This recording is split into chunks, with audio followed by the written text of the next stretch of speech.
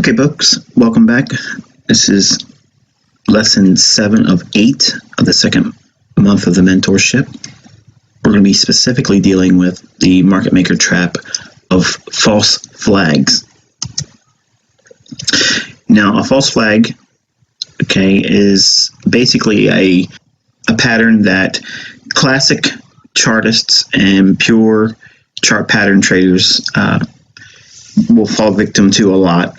Early on in my career, I fell victim to this particular pattern a lot as well, because as a new trader being introduced to the markets, and the commodity market or asset class I started with was the commodities market, my way of introduction came by way of Ken Roberts, and one of the patterns that he taught in his manual, World's Most Powerful Money Manual. I wouldn't go so far as to say that, but it did introduce me to technical analysis. And one of the patterns that studying classic chart patterns is a continuation pattern. And one of the simplest to see in price action is a bull flag. But unfortunately, not all sudden price rallies that move into a short-term consolidation are bull flags. And if you don't know what a bull flag is, don't worry, I'm going to give you an example of what they are. But for now, for the points of concern, we have to understand that in a mature bull trend or in higher time frame distribution levels, price will post or create or print, if you will, in our charts, a false bull flag. Now, retail traders, and I'm referring to myself when I first started as a commodity trader, I saw this as a classic continuation buy pattern, but it many times resulted in a reversal. As time went on and my understanding grew, I discerned that understanding higher time frame charts and what you know now as a premium market, they assist me in understanding and identifying potentially bearish bull flags. In other words, a typical bull flag would indicate a pause or midway point and another leg higher, or basically a traditional ABCD pattern. And it's a measured move type phenomenon in price action. But I found that I would fall victim to this simply because I was only looking for patterns for the sake of patterns. Price does not move based on any kind of pattern, whether it be a order block or a mitigation block or a breaker, or even classic chart patterns like a head and shoulders, or in this case, a bull flag. Now, obviously, the opposite side of the spectrum, and when we're bearish, in a continuation pattern, in a nice strong trend, you'll see a quick sudden move lower, a small little consolidation, and then another equal leg lower prior to the small little consolidation. And again, I'll give you some examples when we get past this boring part. But not all sudden price declines that move into a short-term consolidation are bear flags. And obviously, in mature bear trends or in higher time frame accumulation levels, price will post false bear flags. And obviously, retail traders will see this as a classic continuation sell pattern, but many times it will reverse. And again, to take away is understanding higher time frame charts and understanding the discount markets will assist in identifying when these are potentially false bear flags, or when not to expect another leg lower, but in fact, a buy.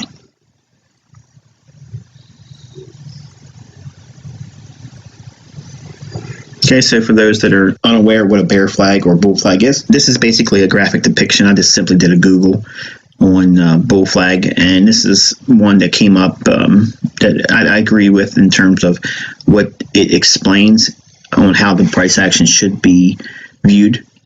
Generally, you'll see a price leg up and then there'll be a small little consolidation. That consolidation can go sideways, or in this case, it could be slightly slanted lower.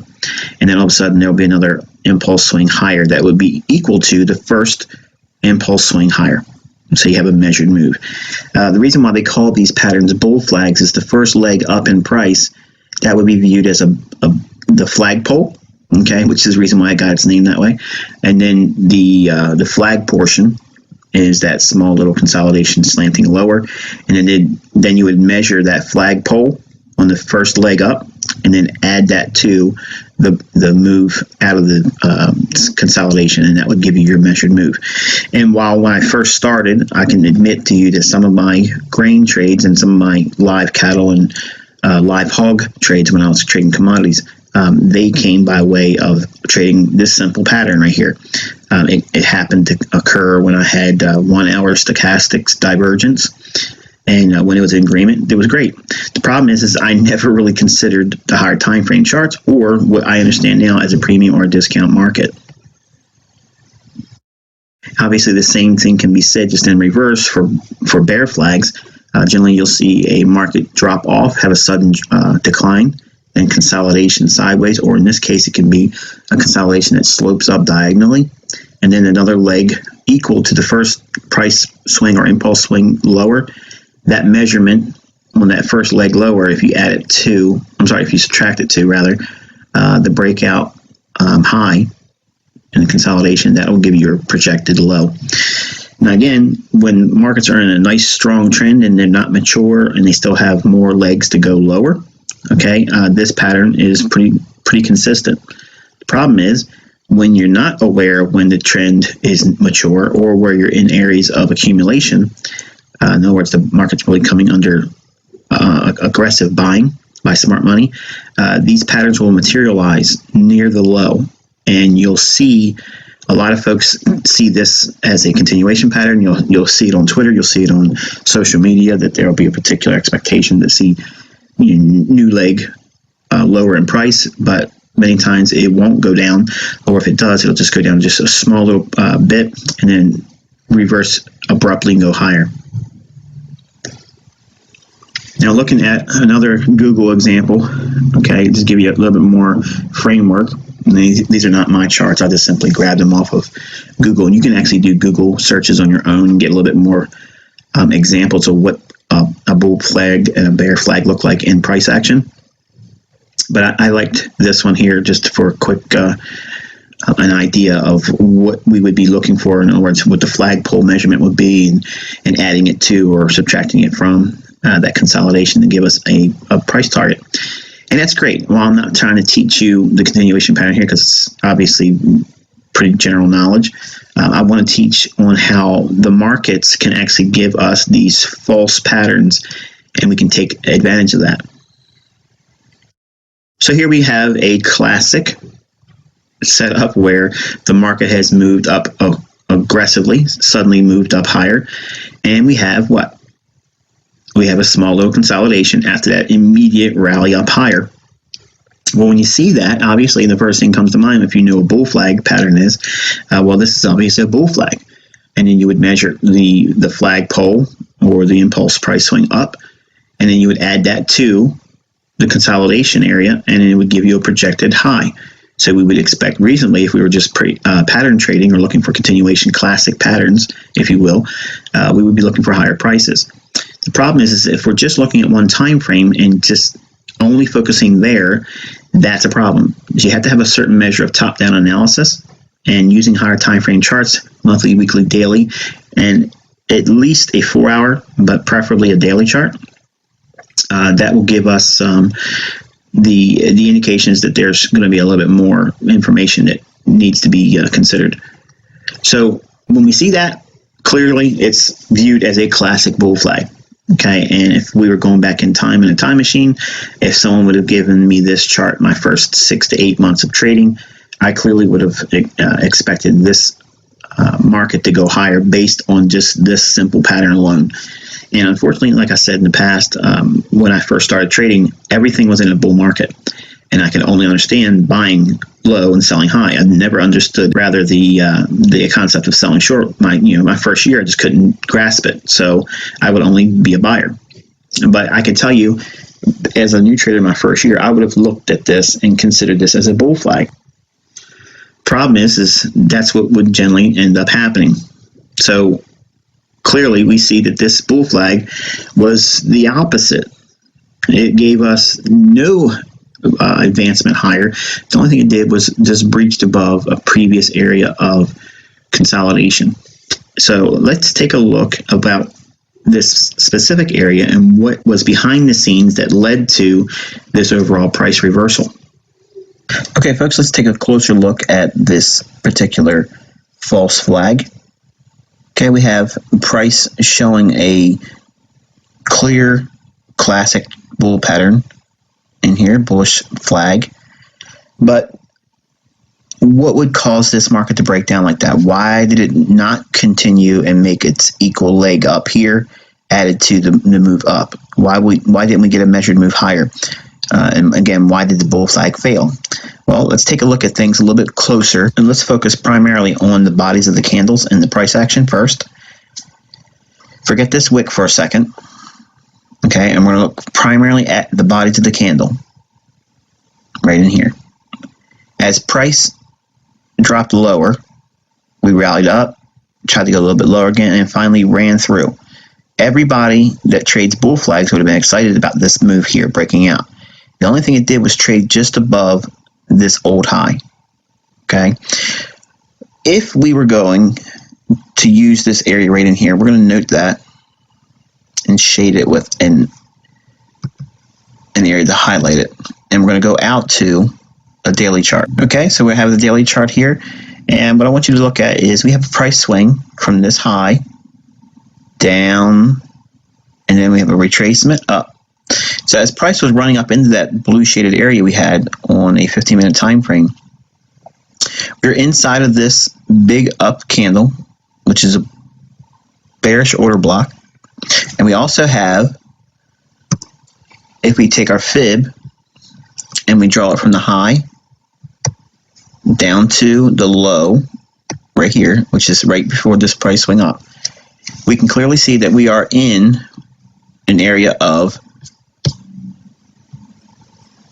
distribution. And what that means is that we are in an area of premium. So all through here, the market is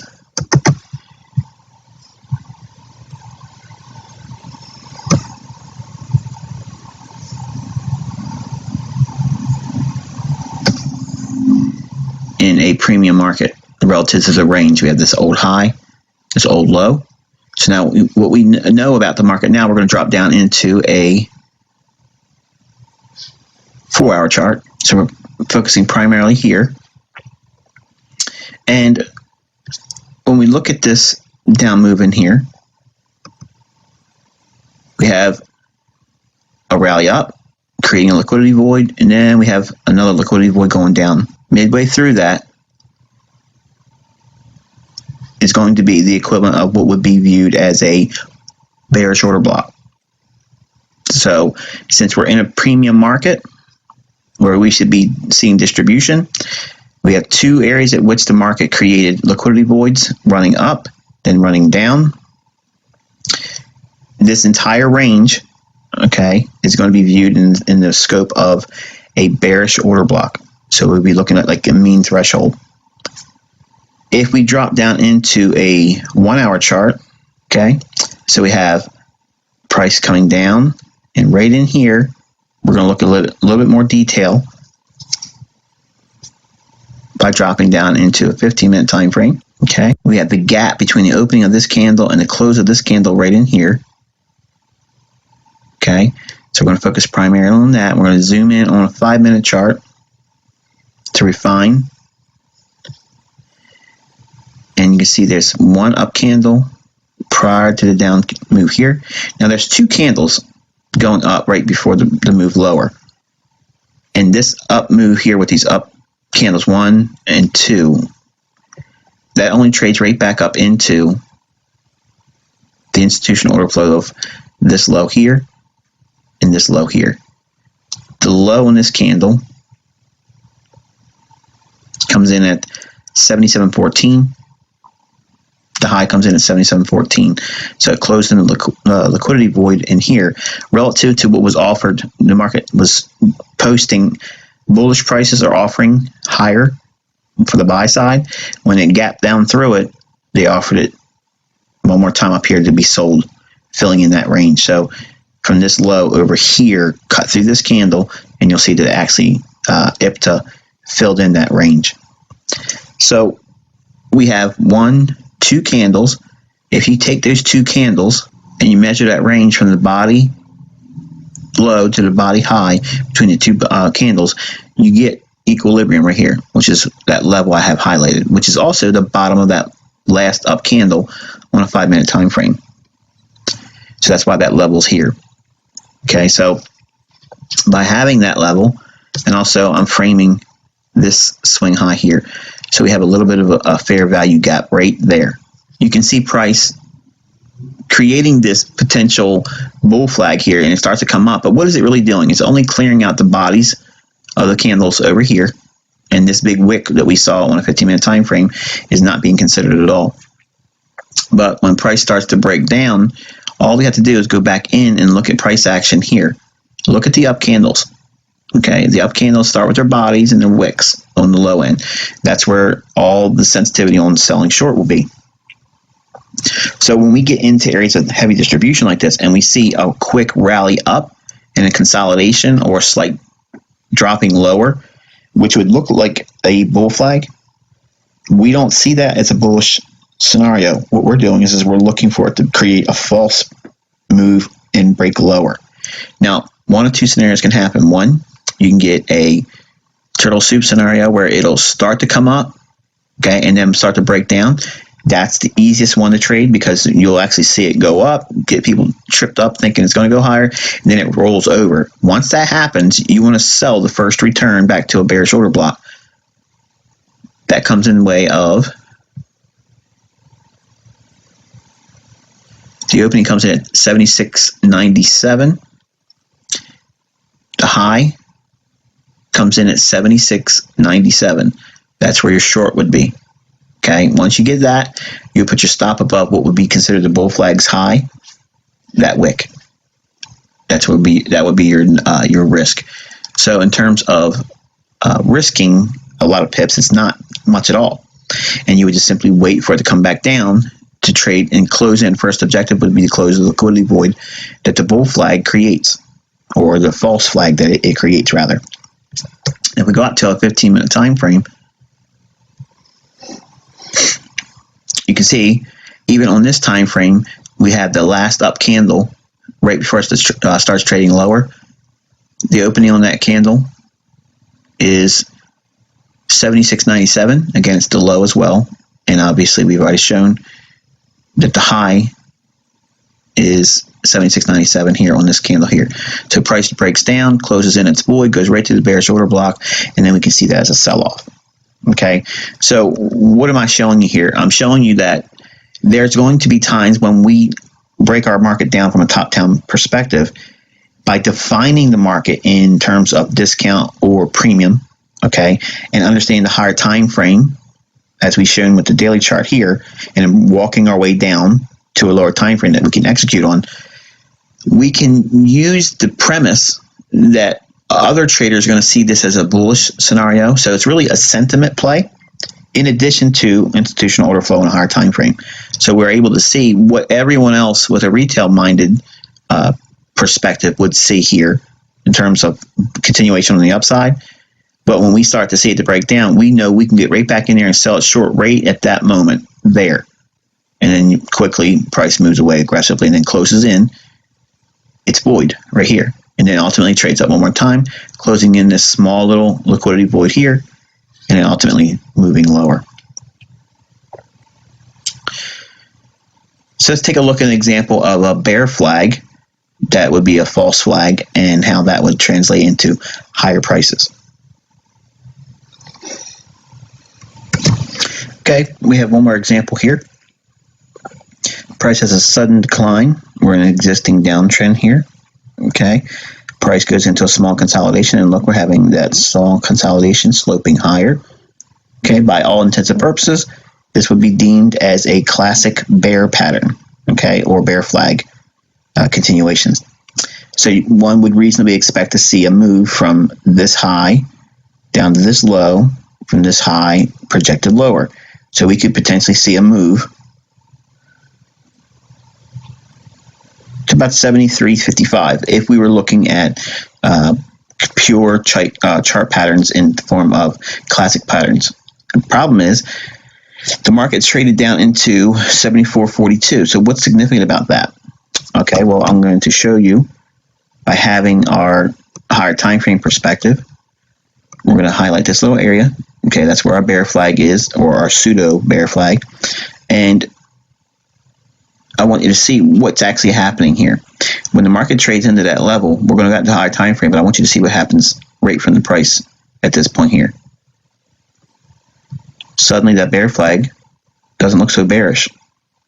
Okay, so by having this, let's go in here and take a look at the daily chart.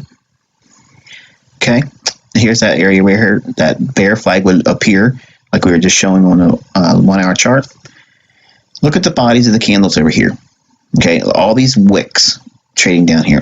Again, all of the heaviest volume is inside of the wicks.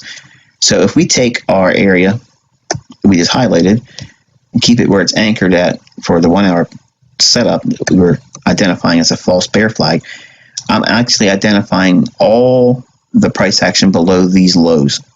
Okay, now I'm not using the wicks, I'm using the bodies of the candles. Okay, and the expectation is this movement here, because we're now coming back down into this area for the first time in a couple months, or a month and a half here on the Aussie. So we're going one more time back into this area below the lows in terms of their bodies of the candles, not the wicks. Okay, so we ignore all these wicks. We know that the bulk of the volume is seen in the bodies. So this run down below here was really just making a run one more time for the stops below these candles. So if we're seeing that on a daily chart, we have to consider that when we go back into the hourly chart. So when the market starts creating that pseudo bear flag in here, we don't see that as a bear flag. We actually start going in and looking for reasons to expect higher prices. Now, we don't just simply go buy it. As the market starts to rally, we want to wait for a swing high to be created and violated on the upside. Okay, we get that here. We have a swing high. Market trades up through it here, comes back down to the last bearish candle right here. So we can take that idea and not look at it as a bear flag, but look at it as a buying opportunity. So we could be a buyer right here with a stop below the flag's low. So we could be doing this.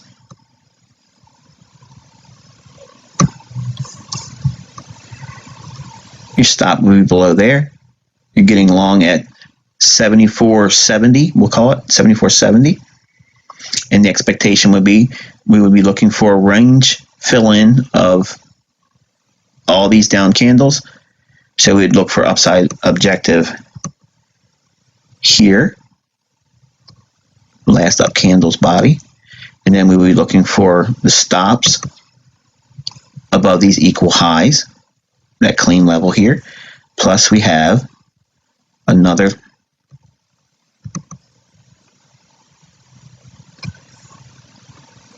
bearish order block here, and then one more right in here.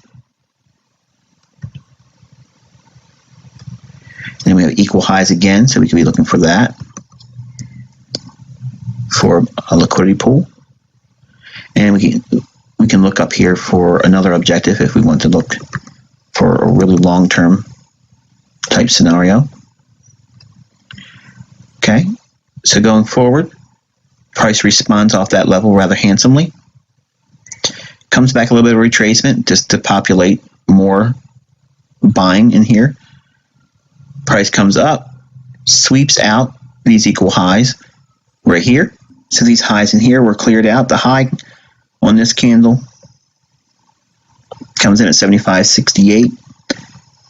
high on this candle here comes in at 75.73, so we cleared those stops out here. That's why we saw a little bit of a rejection here. And ultimately, we see price rally up into closing this range here and then blowing through its high. And then the next area of liquidity would be this liquidity pool here. It trades through that here. A small little consolidation again, and ultimately seeing that run up into that rejection here. So it's that bearish order block we finally looked at, and it swept through that as well, and ultimately, just for good measure, cleared out the old highs over here. Okay, so it's not the fact that we're looking for chart patterns, okay, and especially if the idea of looking for a continuation. Well, actually, if I just scrolled over, didn't even realize, but we had one more here. Okay, price trades down, creates a small little consolidation, slightly higher. That would be viewed as what? A bear flag. Okay, what we're actually going to do is we're going to wait for a swing high to be violated. Okay, and we have a swing high here. Even though it creates a lower low, it would have been looking like, oh, this is going to keep going lower. All of a sudden, they put the brakes on, it goes higher. And we have a swing high violated there. So we go down to the last down candle right here. Draw that out in time. There it is. There's your buy. And there's your run up higher. Prior to the down move, we just identified bear flag that was a suspect. Okay, it's a false bear flag. So when I look at price action, this is what I'm going to give you as a takeaway. When I'm looking at price action, I'm looking for reasons why other traders will view the opposite side of the marketplace. So I'm not always just looking for what would make me take the trade. I'm also looking for the marketplace to suggest to me how retail-minded traders are going to view things in the form of classic chart patterns, in the form of indicators. Okay, and we'll talk a lot about that later on in this mentorship. But for now, I want you to take away the study of going back through old data, go through your charts, and find areas where bear flags and bull flags were basically looking as if it would call for lower prices for a bear flag, and it reversed and went long. And look for opportunities where the market showed a clear example of what would be viewed as a bull flag, but it creates a high. And what happens actually is this. The market goes into a period of, after it rallies up or it moves down for a period of time, if we have the market create a run up, okay, say it just creates a quick rally up, then after that rally, the market will go into another consolidation. Okay, think about IPTA now.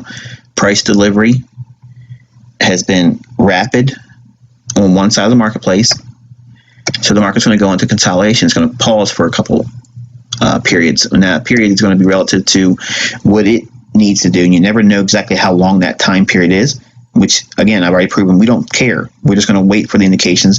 The market's going to want to reach for a specific level of liquidity above the marketplace or below the marketplace.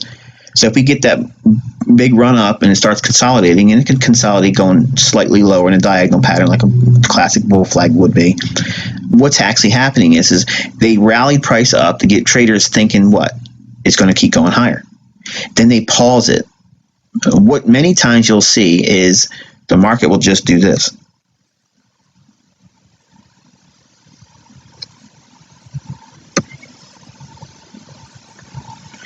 Just make a slightly short-term higher high, and then collapse. This is the basis of turtle soup. And you see that here. Okay, we have a consolidation here. Price rallies up, and then it falls through.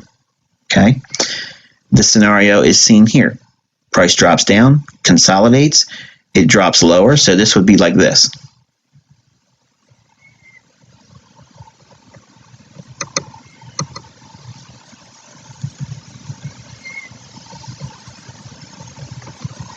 Okay, the pattern would be a decline, consolidation, then an initial leg lower just by a little bit, this short-term low violating these lows right here. So when we see that, it's going to look like it's been validated for this bear flag to go lower and have a projected measured move lower. But in fact, all it's doing is taking out the short-term lows here and then reversing and running the other way, which is, again, the basis of turtle soup buy. And you see that taking place right here.